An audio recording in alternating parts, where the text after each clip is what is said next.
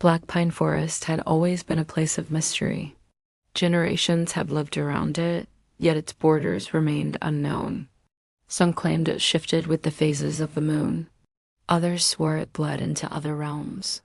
But one thing everyone agreed on: stay in Blackpine long enough, and something there would break you.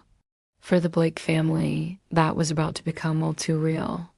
It started just like any other summer vacation. James Blake was itching to take his family camping. His wife, Laura, wasn't thrilled, but conceded after promising her brother a visit. In turn, James had promised his daughter, 17-year-old Mia, the chance to explore the ruins of what locals called the Old Man's Castle if she agreed to spend a few days hiking in Blackpine Forest before visiting her uncle. Their son, 7-year-old Ethan, was just happy to be going anywhere as long as he could bring his collection of small toys. As they drove, James handed Mia a tattered map found in an old trunk in his grandmother's attic. It said to lead to the heart of the forest, he explained, his eyes twinkling. But Laura shot him a worried look. This map had been dismissed as a child's drawing until James found it. Now, despite Laura's protests, they turned toward Blackpine Forest, where the trees stood dark and ominous against the gray sky. Setting up camp that evening felt like a competition. James insisted the tent was waterproof, but Laura argued otherwise. Mia and Ethan were eager to start exploring, while James tended to the fire. Laura couldn't shake the feeling that they had made a mistake. After dinner, armed with flashlights, they began their trek into the woods. At first, the forest was enchanting. Moonlight filtered through the trees, casting eerie shadows that danced around them. Even Laura had to admit it was beautiful. But when the sky grew darker, the mood shifted. The path became unclear, and the whispers started, faint murmurs that sounded like lost souls. The small wood they were in came to an abrupt end, opening into a vast clearing. And there in front of them was the old man's castle, crumbling stones under a sky full of stars. Exploring the castle, the Blakes discovered a history of tragedy and death within its walls. It felt as if the very stones remembered those who had died here. As dawn approached, they headed back to the car, shaken by the weight of the castle's sorrow. Throughout the day, Lavra noticed strange symbols carved on tree trunks, similar to those on the map. She couldn't shake the feeling that they were being watched. By the time they set up camp for the night, fear had taken root. James insisted they tell stories to keep away whatever might be lurking in the darkness. But as the flames died down, so did their courage. Then came the scream, not animal, human. It echoed through the trees, chilling them to the bone. Whatever was out there had teeth, and it was hungry. In the morning, they found tracks near the tent. Animal, humanoid, they couldn't tell. All they knew was that they needed to get out of the forest, but the map had vanished. Panicked, they retraced their steps, finding only more twisted trees and deepening dread. When they finally spotted their car, relief flooded them. But their joy was short-lived. Later that night, they huddled in the tent, listening to the whispers growing ever louder. Then came another scream, closer this time. Something heavy dragged across the ground outside the tent. James held Laura and Mia close, whispering reassurances he didn't feel. When the forest is done with you, there is nothing left. Suddenly, Ethan was gone. They searched frantically, calling his name until their voices were hoarse. But the forest had swallowed him, leaving behind only a chilling silence. Laura collapsed, sobbing. Then she noticed something. A trail of Ethan's small toys lay scattered on the ground, leading deeper into the woods. Cautiously following the trail, they soon realized it wasn't just Ethan's toys. The forest itself seemed to be reaching out to them, guiding them deeper into its dark heart. The whispers intensified, swirling around them, taunting them. Lara wanted to run, but her legs felt like lead. The trees closed in, forming a tunnel of darkness as the whispers crescendoed. The air grew thick, making it hard to breathe.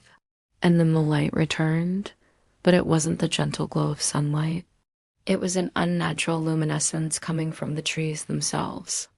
Their leaves and branches writhed like living things. And from the depths of the forest, they heard Ethan's laughter, distorted and echoing. The Blakes broke into a run. Thorns tore at their clothes, branches whipped at their faces, but they didn't dare stop. They had to get to Ethan before it was too late.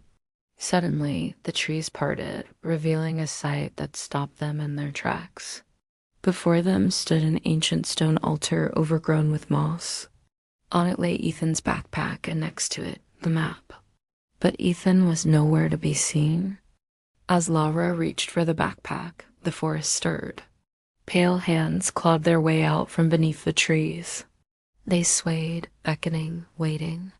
The Blakes backed away, fear gripping their hearts. Laura crumpled. "He's gone," she whispered, tears streaming down her face.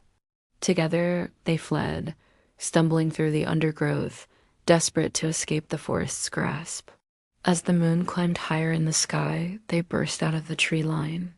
Gasping for breath, they collapsed on the forest floor, defeated. The forest had won. In the days that followed, they reported everything to the police, but no one believed them. The officers saw only a grieving family, not the haunted one. Only Laura still woke up at night, hearing whispers. Sometimes a small toy would appear at their doorstep, a reminder of the day Ethan vanished in Blackpine Forest. 10 years passed, years filled with grief and whispers. Laura still woke up at night, her dreams filled with dark trees and pleading whispers. Her son's laughter echoed in her waking hours, driving her to the brink. The thought of her son trapped in that forest drove her to the edge of sanity. Then one morning, a package arrived. The worn wrapping hid a crisp white envelope. Inside was a photo of a young man with familiar green eyes and messy brown hair. It was Ethan, but not the 7-year-old boy who had disappeared. This Ethan was older, his features hardened, his eyes haunted. Behind him was the altar. The same altar from their nightmare. She knew in her heart that Ethan was alive, held captive by the forest. She had to save him, even if no one believed her. Laura woke her daughter, Mia, the only one who still listened to her stories. Together, they examined the photo. Then Mia spoke, her voice trembling. "I have to go back." Her parents argued, but Mia was resolute.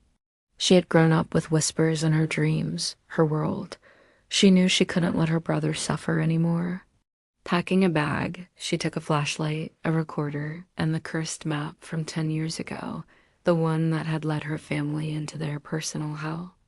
But she wasn't going in blind. Before leaving, she had researched everything she could find on Blackpine Forest. She learned of a local legend that spoke of a portal in the woods that served as a gateway to other worlds. Some believed it led to realms of shadow and darkness, where ancient beings lurked. Armed with her new knowledge, she stepped back into Blackpine. The forest recognized her instantly, thrashing out at her with branches, howling winds. She was home. The familiar pain of her past filled her heart, and yet she pressed on, determined to free her brother. The forest led her deeper, its whispers growing louder, its presence more oppressive. Finally, her flashlight flickered, signaling the approach of night. Despite the darkness, she could sense the forest's shift. It was a different realm now, more menacing, more real. Yet somehow she knew she was close to Ethan, and pushing through the trees, she saw him standing before the altar, bathed in an eerie green light. Relief washed over her. He was alive, but it quickly faded. Ethan wasn't the same. He was barefoot and paler than anyone should be, his eyes glowing faintly. Before Mia could call out to him, the altar rumbled, splitting open to reveal a gaping chasm filled with writhing shadows. Hands emerged, reaching for her, the same pale hands from her nightmares. They weren't trying to grab her. They were bowing. And from the darkness, Ethan spoke, his voice not his own. "You shouldn't have come." Now you belong to the forest, too. With shaking hands, she reached into the shadows, feeling the cold embrace of the other side. Suddenly, she understood. The forest demanded a price, one life for another. But she had a choice. Accept the trade and join Ethan in the shadows, or refuse and leave him behind forever. And as she stared into the abyss, she knew she couldn't let her brother remain trapped in the forest. He was hers to save. Or was he already lost? What would you do if you were Mia? Would you accept the trade or leave your brother behind? Let me know in the comments below. And don't forget to check out these terrifying tailies.